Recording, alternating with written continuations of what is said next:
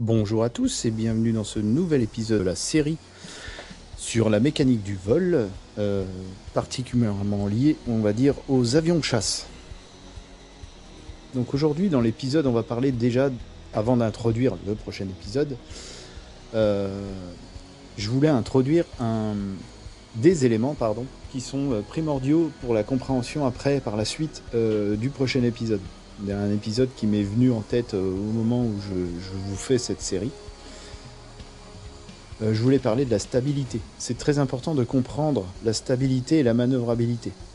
Car en effet, en aérodynamique, en aéronautique en général, il faut toujours faire un compromis entre stabilité d'un appareil et manœuvrabilité. En gros, pour schématiser déjà, pour vous résumer le truc dès le départ, si ça vous intéresse, puis comme ça ira un petit peu plus vite.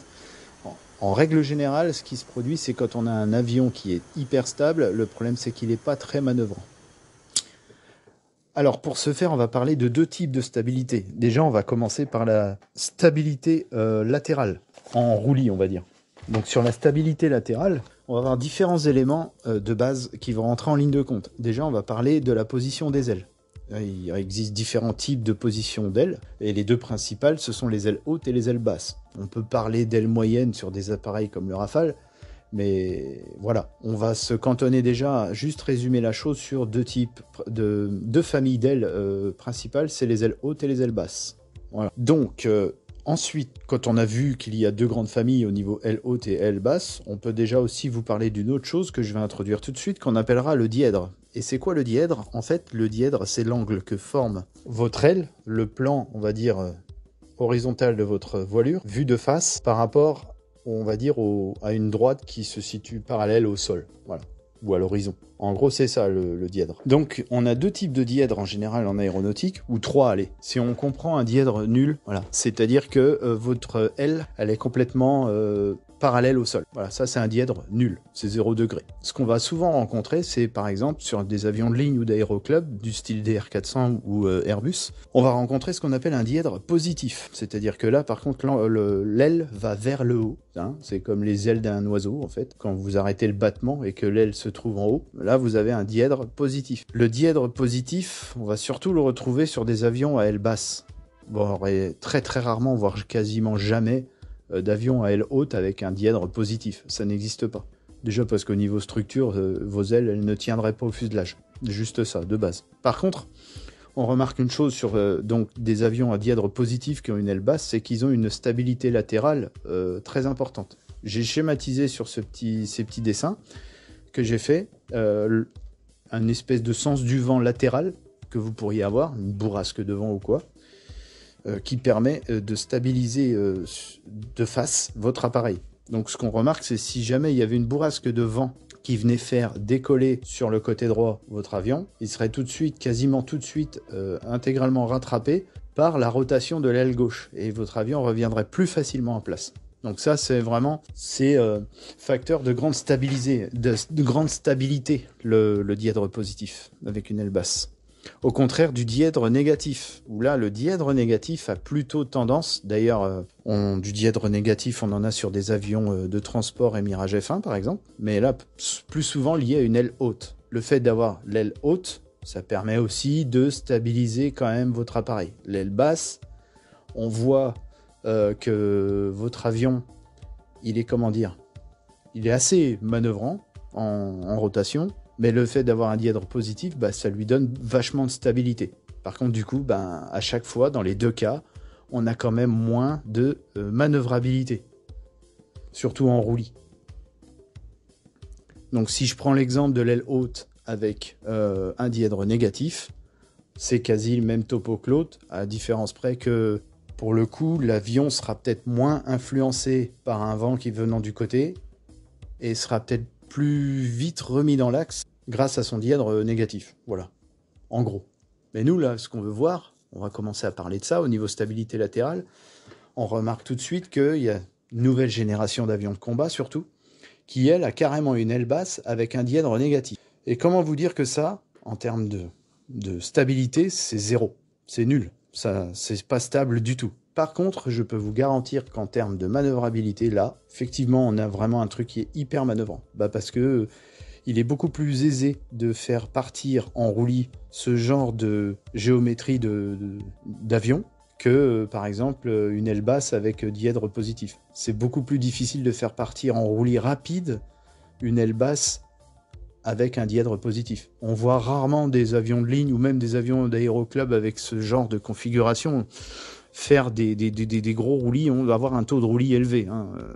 Vous prenez même un avion de voltige, oui, il a un dièdre sûrement positif, parce que là, pour le coup, on est câblé en direct en dur, on a besoin quand même de stabilité, mais une aile médiane. Bon, et sur un avion de voltige, de toute façon, le débat va vite être clos, c'est pas du tout les mêmes gouvernes, voilà, le même type d'aileron, etc., qui commande votre mise en roulis. Voilà. Mais voilà, en gros, pour schématiser déjà avec la stabilité, on va dire latérale. Maintenant, on va parler d'un deuxième sujet, ça va être la stabilité longitudinale.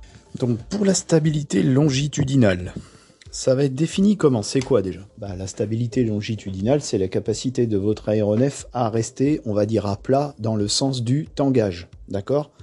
Là, juste avant, on a vu le roulis. Maintenant, on voit le tangage. On va rester d'ailleurs, on va se cantonner, à parler de ça. On n'ira pas sur tout ce qui est éléments qui stabilisent en lacet. Il n'y a pas grand-chose à dire. Voilà, la stabilité en lacet, il y a la dérive qu'il a fait. Certains appareils comme le F-14, le MiG-23, le Mirage F1 et tous ces appareils ont des quilles de stabilisation. Le F-16 aussi, malgré le fait qu'il soit à commande de vol électrique. Et donc là, on va parler de la stabilité longitudinale, donc on va dire la stabilité en tangage. Cette stabilité, elle est définie par la position de votre foyer par rapport au centre de gravité de votre appareil.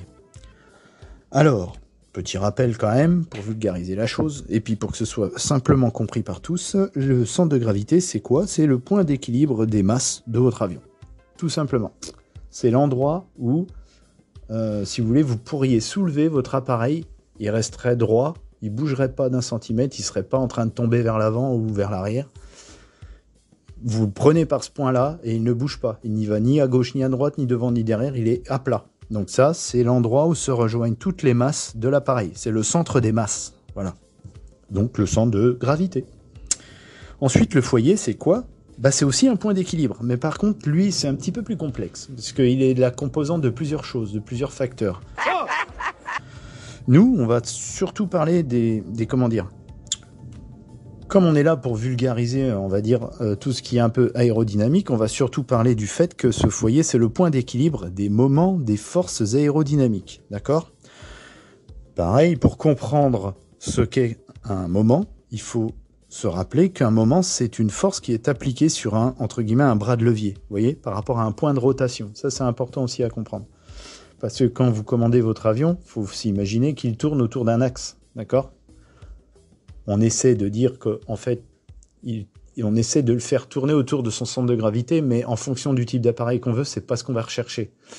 Là, pour le coup, votre avion, il va tourner autour de son foyer, hein. Donc le moment, c'est ça. En fait, le moment, c'est comme un couple. Vous voyez, quand vous prenez une clé et que vous devez serrer au couple, en fait, vous appliquez le moment d'une force. Ça, c'est ça, un couple. Bien là, c'est pareil, on va avoir le foyer. Le foyer, en fait, ça va être le point d'équilibre de tous ces moments. Et je vous parle juste d'une petite notion à noter pour plus tard, ça va être le centre de poussée, mais ça, on en parlera à la fin de la vidéo, je pense. Le centre de poussée, lui, c'est le point d'équilibre de toutes vos forces aérodynamiques, hein, d'accord? Donc les forces liées à votre voilure, à vos éléments aérodynamiques qui commandent votre avion, d'accord? Donc là, on aura un centre de poussée. Donc on va regarder un peu le premier schéma. Alors dessus, vous voyez qu'il y a un petit avion de transport, effectivement, parce que c'est, de manière générale, voilà comment ça se situe sur un avion, on va dire, entre guillemets, de transport. Le foyer sera souvent derrière le centre de gravité, d'accord? Ça inclut quoi en fait? En fait, ce foyer, lorsqu'il est derrière le centre de gravité, ça induit une forte stabilité de votre appareil, hein, mais par contre, ça inclut que il a une faible maniabilité sur la profondeur. Voilà. Mais comme sur ce genre d'appareil, c'est pas vraiment ce qu'on recherche, à avoir une forte maniabilité, tout du moins pas dans l'immédiat, Tout du moins, c'est pas ce qu'on recherchait. Si je prends l'exemple d'avions de ligne, hein, c'est pareil. Hein, oui, on va vouloir qu'ils volent, mais il faut déjà, le premier truc, c'est qu'il faut soit très stable. Plus votre avion est stable, plus il est facile à commander. Au contraire donc du schéma du dessus, qui lui vous montre que le foyer il est devant le centre de gravité. Et ce foyer, quand il est devant le centre de gravité, on dit qu'on a un avion typé cabreur, c'est-à-dire qu'il va cabrer très facilement. Et ça tombe bien parce que sur un avion de chasse, c'est ce qu'on va chercher. On va chercher à avoir un avion qui va très rapidement cabrer. Si vous regardez un peu quand on fait des vols BFM et tout déjà sur DCS, vous pouvez voir, même dans la vraie vie, hein, les vols d'entraînement au combat tournoyant, la plupart du temps, en fait, vous êtes en train de tirer le manche vers vous, pas complètement, hein, pas comme un mulet, mais vous le tirez relativement fort, assez fort pour que votre avion soit très maniable sur la profondeur, et de manière rapide. Au contraire d'un avion stable qui, lui, va avoir tendance à piquer. Donc, sur de vieilles machines, on mettait du trim sur la profondeur pour le laisser à plat. Hein, donc, en général, vous remettiez du trim à cabrer sur un avion piqueur. Maintenant, il y a peut-être fortement, probablement eu, ça veut rien dire ce que je viens de dire, hein, mais on va dire qu'il y a eu de très fortes chances pour qu'il y ait eu aussi des avions de transport, peut-être même de ligne, qui étaient plutôt typés cabreurs. Je ne sais pas, je suis pas la science infuse. Moi, ce que je vous montre là, en fait, c'est pour vous introduire après les commandes de vol et vous faire comprendre qu'un avion de chasse, c'est fait pour être maniable, hein, c'est tout. Mais en gros, voilà. Donc vous aviez ces deux types d'appareils. Et en fait, si j'ai mis le petit MS en haut et en bas, moins et plus, c'est pour vous parler d'une chose, d'une notion très importante, parce qu'en fait, vous voyez la distance entre votre foyer et le centre de gravité, entre ces deux points. Cette distance-là, on appelle ça la marge statique. Et en gros, un avion de chasse, en général, il aura une marge statique négative. Ça, là-dessus, voilà. C'est pareil, hein, c'est pas non plus à prendre au premier degré, mais de manière moyenne, globale, vous aurez toujours des avions de chasse avec une marge statique négative, au contraire d'avions plus typés transport qui, eux, ont une marge statique positive. Voilà. Et là, on va passer sur un autre phénomène, donc qui est lié, elle, du coup, à votre centre de poussée, sur un autre chapitre de cette vidéo, et ce sera le dernier d'ailleurs, avant d'introduire la suite. On va parler du problème lié au centre de poussée. Pourquoi ? Si vous avez déjà vu certaines vidéos qui vous parlent du Concorde et de sa conception, on a déjà vu qu'en fait sur Concorde, quand l'avion accélère, le centre de poussée il recule. Donc imaginez un avion de transport supersonique avec un foyer qui est déjà derrière le centre de gravité. Le problème c'est que quand le foyer il est trop loin et que la marge statique est trop importante, trop élevée, votre avion il devient immanœuvrable. Vous ne pouvez plus rien faire aux manches. Si vous devez remonter et tout, vous n'avez plus... Voilà, les efforts que vous ferez seront... que vous amènerez vos commandes de vol en butée. Donc ce centre de poussée, quand il recule au fur et à mesure qu'on est en supersonique, c'est pas bon pour des avions supersoniques, autant comme le Concorde, qui avait déjà peut-être, même sûrement, une marge statique positive. Sur un avion de chasse typé moderne, ou même moins moderne, comme le Mirage F1, Mirage 3, etc., ou même des F-18, F-16, qui vont relativement vite aussi, si votre marge statique est négative au départ, peut-être qu'elle va devenir positive. Et ça non plus, c'est pas terrible. Donc on disait, en supersonique, le centre de poussée recule. Du coup, le foyer aussi, puisque le centre de poussée, on a dit que c'était le point d'équilibre des forces aérodynamiques. Forcément, ça fait aussi reculer le foyer, qui lui est le centre, on va dire, d'équilibre de vos moments, donc de vos couples de force. Voilà. Du moment des forces, aérodynamiques, sur lesquelles s'exerce l'avion. Et forcément, quand ça recule, il faut lutter contre ça. Si on prenait l'exemple du Concorde, à mesure qu'il allait vers du vol supersonique, le troisième homme qui était derrière faisait transférer le carburant vers l'arrière de l'avion. Si vous prenez, par exemple aussi, je vous montre ça en image, dès que je l'ai sous la main, vous prenez l'exemple d'un circuit de transfert carburant d'un Mirage F1, vous pouvez voir qu'il a 2 réservoirs supplémentaires vers l'arrière de l'avion. Je dis pas que là, pour le coup, le pilote choisissait de transférer, puisque dans un avion de chasse, en général, le transfert carburant se fait tout seul, par pressurisation. Hein, si ça vous intéresse d'ailleurs qu'un jour je vous parle de circuit carburant dans un avion, je vous ferai une vidéo là-dessus, dites-le moi en commentaire, n'hésitez pas. Et puis on parlera de la mécanique d'avion tout court, du coup. Mais ce sera plus lié à la partie avion de chasse. Je ne veux pas parler de ce que je connais pas. Avion de ligne, même si je pense que ouais, c'est beaucoup plus simple sur un avion de ligne qu'un chasseur, mais quoique, c'est pas dit. Donc on va pas s'étendre, on disait le centre de poussée recule, etc. Alors sur un chasseur qui a déjà un foyer devant le centre de gravité, c'est pas tellement gênant, quoique, tout dépend. Hein. Là, ce que je vous mets, c'est un ordre d'idée sur ce tableau. Je ne suis pas ingénieur, je n'ai pas la capacité de vous dire que sur tel ou tel chasseur, le foyer se trouve à telle distance en subsonique et à telle distance en supersonique. Si ça se trouve, le foyer est toujours devant, mais j'en doute parce que s'il est trop devant, l'avion devient même impilotable, je pense même pour un ordinateur, ou alors il aurait fallu des commandes de vol très très puissantes. Et vous voyez nos machines, la taille qu'elles font. Il faut aussi imaginer que pour avoir cette puissance de calcul il y a 40 ans, il fallait des grosses machines. À un moment donné, l'intérêt des commandes de vol électriques, comme je l'ai déjà dit au niveau de l'épisode numéro 2, c'est que les commandes de vol classiques, ça a un certain coût au niveau masse de votre avion.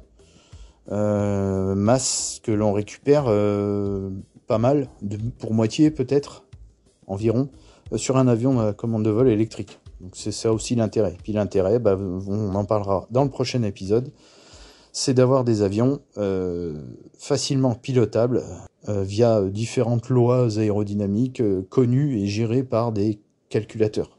Mais ça, je vous en parle au prochain épisode. Voilà, chers amis, ce qu'on pouvait dire pour la mécanique du vol pure et dure. Donc dans le prochain épisode, je vous parlerai du fonctionnement des commandes de vol. Donc n'hésitez pas à vous abonner à la chaîne du Groupement de Chasse 22 si cette petite série vous intéresse et que vous voulez pas manquer la suite. Allez, merci de m'avoir suivi et à bientôt. Ciao. Bon vol. Contact. You're taking fuel.